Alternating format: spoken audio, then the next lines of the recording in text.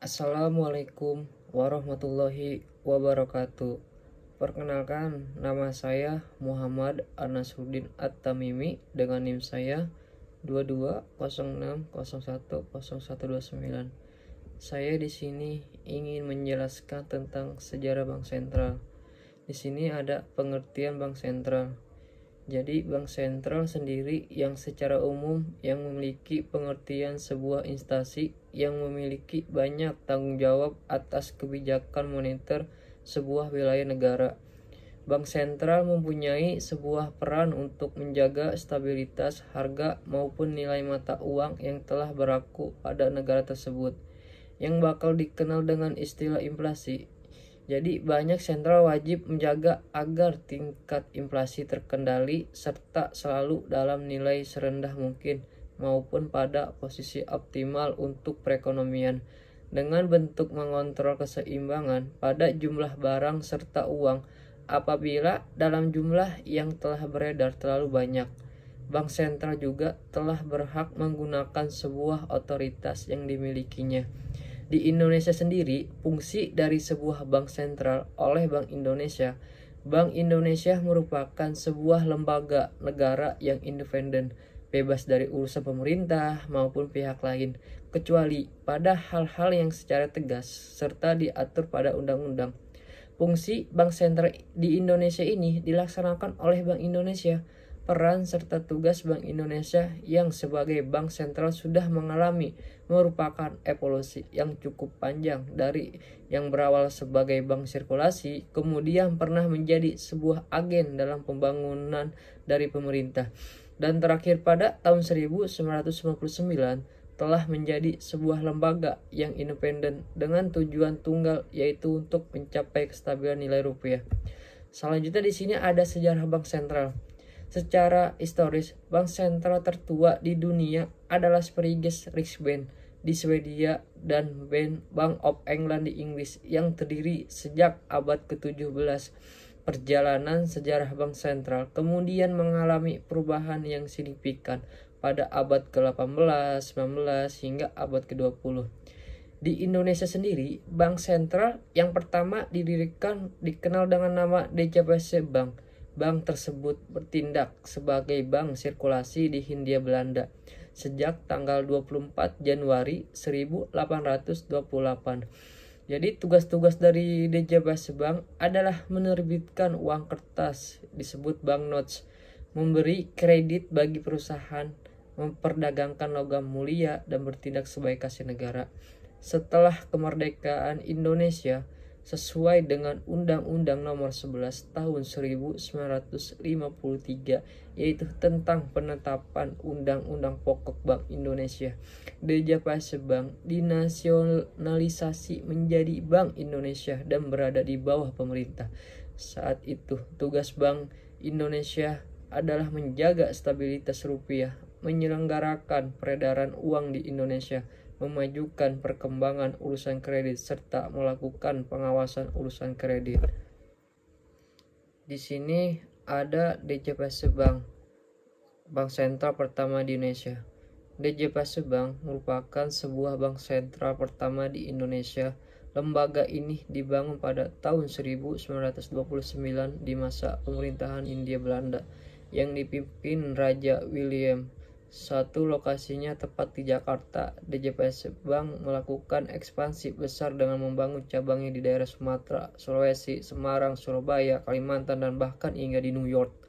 Fungsinya yaitu berusaha untuk mencetak serta mendistribusikan uang kertas pada wilayah jajahan Hindia Belanda. Mata uang yang disebarkan pada masa tersebut merupakan Gulden Belanda, bank yang telah didirikan dengan badan hukum PT maupun pada saat itu disebut dengan nama Luzio Panoscap. Sangat memiliki peran penting untuk menjaga sirkulasi mata uang. Begitupun dalam kegiatan perdagangan internasional di masa itu sudah tinggi. Selanjutnya di sini ada BNI 46, Bank Sentral yang menerbitkan uang Republik Indonesia dalam kurung ORI. Di sini banyak masyarakat awam yang menyatakan bahwa Bank Indonesia merupakan bank sentral yang dimiliki oleh Indonesia setelah masa kemerdekaan Indonesia dicetuskan. Anggapan ini merupakan hal yang salah jika kita melihat fakta bahwa Bank Indonesia sendiri baru berdiri pada tahun 1953 pada awal kemerdekaan Indonesia. Lembaga perbankan yang telah memiliki peran penting untuk menjaga kestabilan mata uang yaitu Bank Nasional Indonesia 46 atau disebut dengan BNI 46. Dengan penetapan BNI 46 ini sebagai Bank Sentral Indonesia adalah berdasarkan peraturan pemerintah pengganti Undang-Undang Nomor 2 Tahun 1946 yang saat itu dibuat pada tanggal 5 Juli 1946. Dalam perkembangan BNI yang menjadi sebuah lembaga finansial yang pada saat itu menerbitkan uang Republik Indonesia maupun disebut dengan ORI yang dikenal dengan mata uang pertama yang telah diterbitkan oleh Indonesia. Proses percetakan serta juga berdasarkan ORI yang dijalankan oleh BNI 46 ini berjalan dari tanggal 30 Oktober tahun 1946. Dengan adanya ORI maka uang yang telah diterbitkan oleh pihak Jepang maupun DJPS Bank sudah tidak bisa berlaku lagi. ORI dicetak dengan bentuk uang kertas yang sudah ditandatangani langsung oleh Menteri Keuangan. Namun peran BNI sendiri sebagai bank sentral saat itu tidak berjalan lama. Alasannya utamanya yaitu BNI 46 memiliki aset yang terbatas. Peredaran ORI saat itu tertulis tidak bisa dijalankan secara maksimal serta juga tidak dapat tersebar pada seluruh daerah Indonesia sehingga peran bank sentral di Indonesia dialihkan kembali kepada pihak DJPS Bank di tahun 1949. Di sini ada nasionalisasi DJPS Bank dan Bank Indonesia dipilih sebagai bank sentral. Di bulan Desember tahun 1951 ini pemerintah Indonesia sudah menggenggam kebijakan untuk menasionalkan DJPS Bank yang kemudian ditandatangani dengan Undang-Undang Nomor 24 pada tahun 1951 yang memiliki kaitannya dengan nasionalisasi DJPS Bank NIF. Selain itu, awal bulan Juli tahun 1953, pemerintah Indonesia telah membangun Bank Indonesia serta menjadikannya sebagai Bank Sentral Indonesia. Dalam perjalanan kali ini, Bank Indonesia mempunyai sebuah tugas serta peran yang sama dengan DJPS Bank, yaitu bertugas sebagai lembaga perbankan mengatur moneter serta mengatur sistem pembayaran di Indonesia. Selanjutnya, tugas serta fungsi Bank Indonesia mulai berkurang pada tahun 1968. Hal tersebut ditandatangani dengan adanya Undang-Undang Bank Sentral pada tahun 1968 yang berisi bahwa Bank Indonesia tidak akan lagi menjalankan perannya menjadi bank komersial, namun akan bertugas menjadi sebuah agen pembangunan pada usaha meningkatkan kesejahteraan hidup masyarakat. Namun pada tahun 1999, Bank Indonesia mendapatkan perannya kembali sebagai bank sentral dengan diterbitkannya Undang-Undang Nomor 23 Tahun 1999. Dengan undang-undang tersebut, maka peran Bank Indonesia untuk menjaga serta memelihara stabilitas nilai rupiah kembali digenggam. Kemudian peran Bank Indonesia akan bertambah dalam tujuan memperkuat pemerintahan di Indonesia dengan diciptakannya amandemen tahun 2004. Banyak peranan itu telah dipegang oleh Bank Indonesia hingga sekarang dalam menjalankan perannya. Bank Indonesia singkatnya memiliki 3 tugas utama: menetapkan dan menjalankan kebijakan moneter, menjaga kelancaran pada sistem pembayaran, dan juga menjaga tingkat kestabilan sistem keuangan di Indonesia. Selanjutnya di sini ada tujuan Bank Indonesia sebagai bank sentral. Untuk mencapai dan memelihara kestabilan nilai rupiah dilihat dari 2 aspek. Yang pertama di sini ada kestabilan nilai rupiah terhadap harga barang dan jasa yang diukur dengan inflasi. Yang kedua di sini kestabilan nilai rupiah terhadap mata uang asing yang diukur dengan nilai tukar atau kurs. Di sini ada 3 tugas bank sentral. Yang pertama yaitu menetapkan serta melaksanakan kebijakan moneter.